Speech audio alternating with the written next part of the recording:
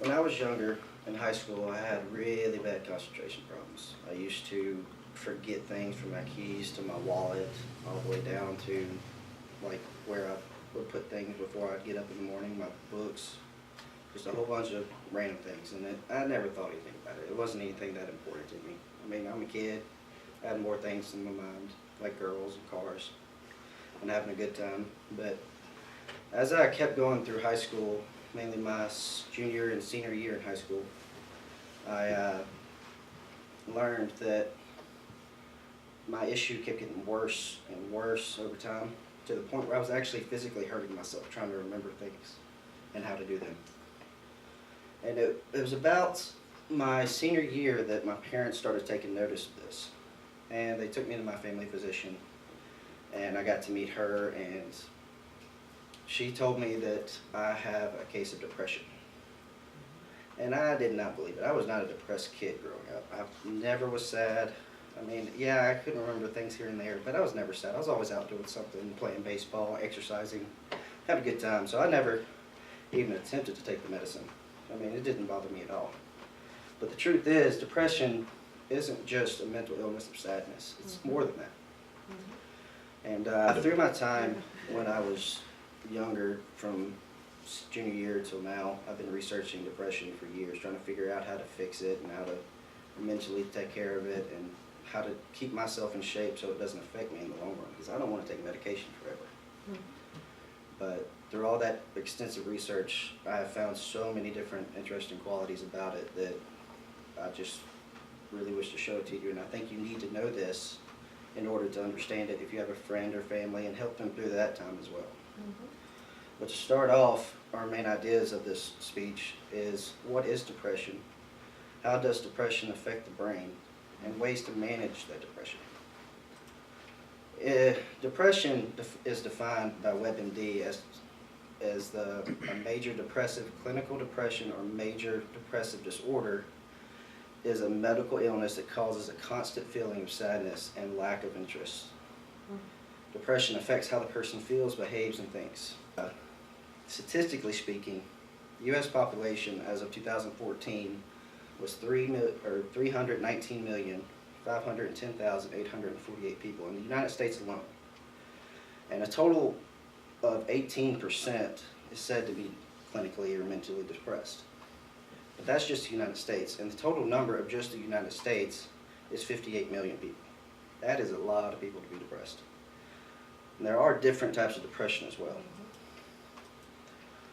like major depression, dysthema, atypical depression, and situational depression. Major depression, which is the most severe of all, is also the most common in adults. 7% of the United States populace has this depression. And the way that they clinically rate it is it lasts for more than 2 weeks at a time. And symptoms can include the basic depression symptoms. You get sleepy, you have no will to do anything, you don't eat. It's just a really major problem. And honestly, it is also the most reoccurring problem as well. Now, dysthema is actually one I learned about recently. It's called the lingering depression. It is one of the most misunderstood depressions of all, because it's not that severe. It's very mild. And the thing is, though, it lasts for a long period of time. It can last up to 3-4 months at a time. And actually, 2% of the population has a chance of gaining this type of depression.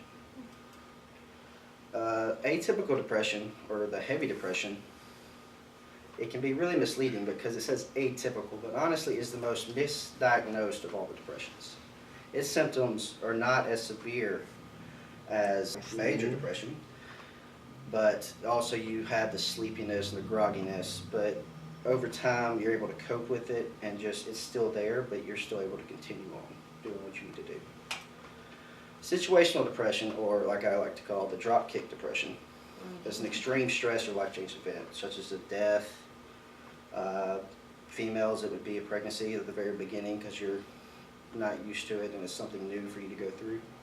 And honestly, every human being will eventually go through this once in their life. So now we're going to talk about depression in the brain. Serotonin is a chemical related to depression. Everybody's heard of it probably down the road. In all honesty, serotonin is the chemical that helps block out negative thoughts and keeps you energized.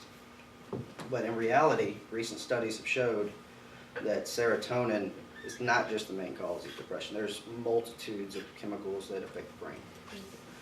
And for instance, the serotonin is, like I said, a chemical, but inside these neurotransmitters in your brain, which is the highway of the brain, every single crossroad is a different synapse. And what serotonin does itself is it travels through the synapse, and then it's dispersed between them. And then it goes on to the next highway. Antidepressants, they are just ways to stop the serotonin from getting dissolved when it's getting transmitted. It helps the synapses grab more serotonin and push them through. That way it's not just vaporized and you don't have it anymore. But the problem is that as they figured out more chemicals are affecting depression other than serotonin, is that antidepressants only target serotonin. The new studies involving depression actually has been key to shrinking the prefrontal cortex over time, depending on how severe the illness is. Wow. What happens is the synapses collapse on themselves because they die from the lack of chemicals, and it causes, if it's severe, it causes bipolar disease because you're not able to function between the two different sections. Statistically wise, this professor took 24 patients, all women in this case, and put them into a clinical environment just to study them. They all had some symptoms of depression.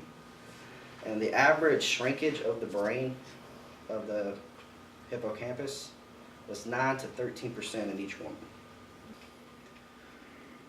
Preventing and maintaining depression, usually it's medical related, so you need to go see a doctor. But also I found this really nice website, National Institute for Mental Health. It's an organization that helps people and helps them find information in order to continue managing, and that way you can just have a little bit more insight on depression. Exercise is key. The more extensive you exercise, the more serotonin and other chemicals will rotate through your brain, and you have a good time with it. Dr. Zedbeck told in a study that that's why he always recommends his patients to exercise as hard as they can, because the more extensive, the more chemical is produced. Antidepressants are, like I said, a way that most doctors subscribe to manage depression, and I've told you about the differences, how it can affect you, how it can hurt you, but as time goes on, everything's getting better over time. Again, the National Institute for Mental Health, or NIMH, is a very useful tool, and this is the HTML to get to their website if you need to look anything on it down the road. And in conclusion, we have defined depression. I've showed you how depression affects the brain through the synapses with serotonin and other chemicals, and also the new methods that they found towards the depression in brains, and also managing the disease known as depression. Any questions? Yeah, well, thank you for coming.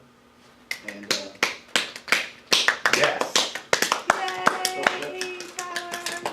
you're a rock star.